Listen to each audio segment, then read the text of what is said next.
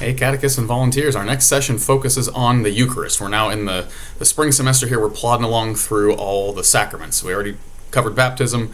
We're going to cover them in the order that the kids receive them. So we're close to that, right? We're doing confession out of order. We're doing baptism first, then Eucharist, then confirmation, even though theologically confirmation happens before the Eucharist. The Eucharist is the source and summit of the faith, right? It's the climax of Christian initiation. It's the piece of Christian initiation that we can repeat over and over and over again, right? We don't get baptized again, we don't receive confirmation again, but we can receive communion every day. And we should receive communion every week, or at bare minimum one time a year, right? That Easter duty. This is arguably the reason that Jesus took on flesh, was to give us the Eucharist, right? He came to bring us back into right relationship with God, to reunite humanity and divinity, and that's exactly what happens in receiving communion, right? You are what you eat. We receive God so to become as much like God as we possibly can while remaining human. God did not make us to send us out in the world to be off on our own, lost looking for Him. He wants to live inside of us. All right, that starts happening in baptism. It's strengthened in confirmation, and it happens over and over and over again in the sacrament of the Eucharist. The Eucharist is so important. We're going to spend a bunch of sessions towards the end of the year going through the order of the Mass and unpacking the Mass. So these Eucharist lessons, they're going to talk about Jesus instituting the Eucharist at the Last Supper, but we're not going to focus a whole lot on Mass just yet. Some grades will get into parts of the Mass, but we're going to focus more on just Jesus' presence in the Eucharist. So a little bit more of a focus towards adoration. And so this would be a great session. You know, if you're not on Sunday and Mass is going on, if you're teaching on a weekday, it'd be a great session to get over into the church, even if adoration is not happening, just to get into the presence of the Eucharist and point out the tabernacle, talk to the kids about reverence, right? Reverence begins from relevance. So if the kids have never been in the church before, they've never been shown how to genuflect, how to behave in a church, all that sort of stuff, then they can't do it. It's not relevant to them. But if you make it relevant, right? This is your Creator. He came down, He became what looks like bread so that He could sit in this little golden box so that you could be in His presence and just sit there and be near Him. And how awe-inspiring that is, right? Then that becomes a little bit more relevant. Reverence starts to make a little bit more sense. And so it's a worthwhile session to try to get into the church. Or if you're teaching on a Sunday, try to sneak in between the Masses. Sneak over to the church towards the end of the session, however you want to try to work that out. All right, so what are we teaching with this session? So the little item that we're going to send home is a Eucharist. It's called an auto decal. I'm not expecting kids to go home and put this on their car, but it functions as a window cling, right? And so the idea would be on a bedroom window or a bathroom mirror or something. It's an image of a host in a monstrance to put there as a visible reminder for all of us, right? That this is why Jesus came, to be close to us, and He came in the form of bread so that we could receive Him into our bodies, literally. And so it'd be a nice visual reminder for them that God is so real that I can eat Him, I can touch Him, I can see Him in adoration, right? So we'll send that home with everybody. In kindergarten and first grade, we've got two different coloring pages. One of them is a Jesus the Priest coloring page. It's in your lesson plan. It's a picture of Jesus at the altar holding up the host. It's kind of intricate. It looks like a stained glass window thing. We're also going to use that one in fifth grade. We don't do a lot of coloring in fifth grade, but this is a nice opportunity for them to do a little bit of reflective, meditative coloring, if you will. So that's the Jesus the Priest. And the second one is the Epiclesis coloring page. We used this one already when we talked about the Holy Spirit, but it's worth doing it again to remind them this is that moment in Mass where this thing happens, where transubstantiation happens, where what looks like bread still looks like bread, but now all of a sudden it's God. All right, and so a moment for them to color that, to try to reflect on that. For little kids in particular, fifth graders as well, the act of coloring forces you to focus on the thing. And so even if it seems like for fifth graders a childish activity, some of them like childish activities, first of all. Some of them like to color more than they'll let on. But giving them some time to color it, make it their own as they're discerning colors and whatnot, they're looking at this image and they're thinking about it, right? So kindergarten and first grade, we also have this Jesus in the Eucharist Open the Flap craft. This is a fun, simple little thing that involves some cutting out. So you'll have a sheet like this.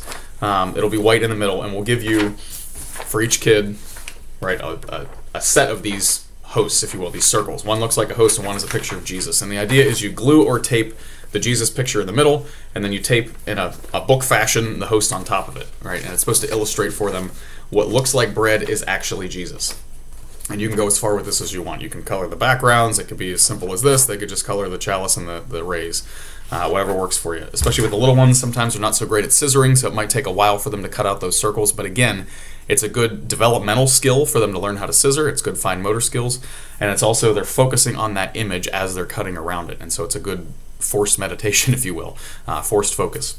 That one's going to show up in a couple of different classes. So that's kindergarten and first grade. Second grade, we're going to encourage you to practice receiving unconsecrated hosts. So we'll give you some unconsecrated hosts.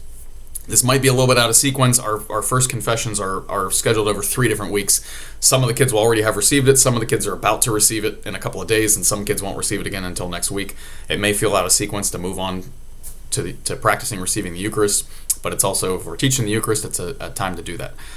So we'll provide those hosts for you. I'd recommend practice having them receive it in the hand and on the tongue, just so they can experience both. This is also a good way to fish out who are the kids that have the sensory processing things and don't like the regular hosts, and maybe a low gluten host would work better for them. So we've got that. We've got the Jesus Lift the Flap craft project there as well. And we're going to give you the role-playing going to confession again, because most of our kids haven't received it yet. They're about to receive it. So we've got those for you.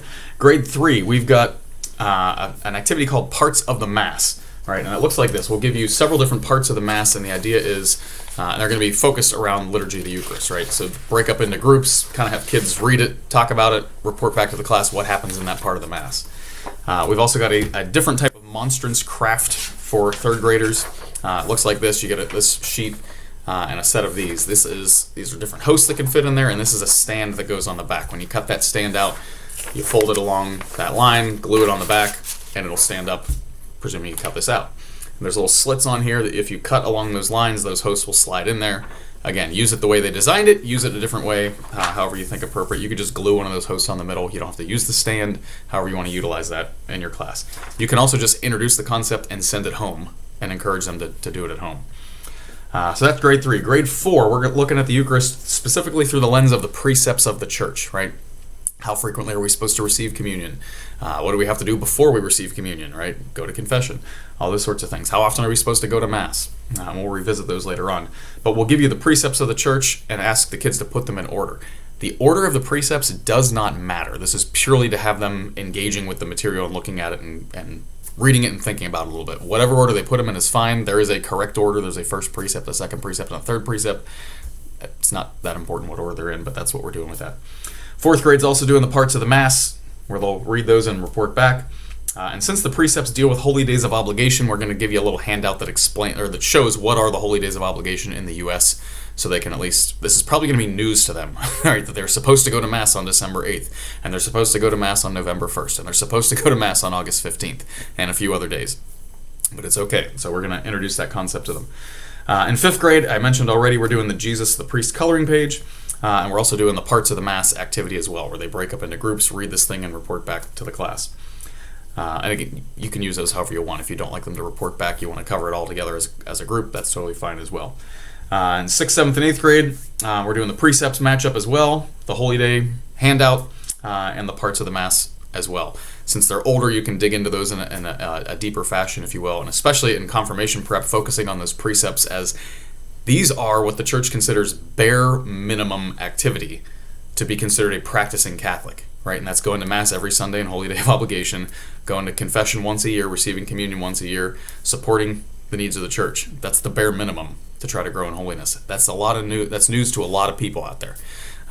So in confirmation in particular, as they're taking this next step to be adults in the faith, if you will, it'd be good for them to know, like, what are the minimum club requirements, right?